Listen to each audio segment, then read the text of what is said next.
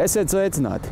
Katrā dzelzceļa šķirotavā ir nepieciešams manevru lokomotīvs, un Latvijas dzelzceļam ir parādījusies jauna lokomotīva ar būsteri.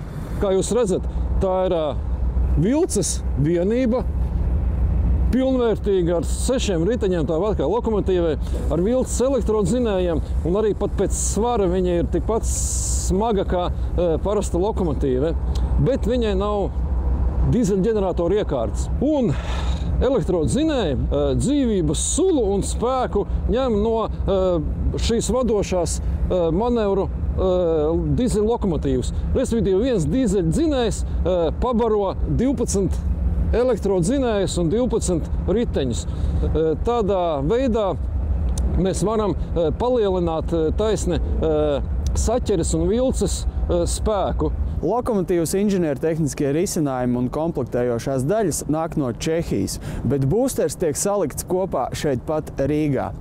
Tas lokomotīvas cenu samazina uz pusi. Daugavpils šķirotavas stacijā, kur principā tagad manevrus veids ar divām pilnvērtīgi darbojošamās lokomotīvēm. Tas nav sevišķi ekonomiski izdevīgi. Šāda tipa vilces vienības tiks uzražotas divas, jo tas ir tas minimālais daudzums, lai nodrošinātu Daugavpils stacijas mezglā darbu. Tādējādi mēs ekonomējam diezgan ievērojamus līdzekļus taisni uz eksploatācijas izdevumiem, dīzeļdegviela, dīzeļeļļa un vispārējais, kas ir nepieciešams viena lieka dīzeļģeneratora uzturēšanai.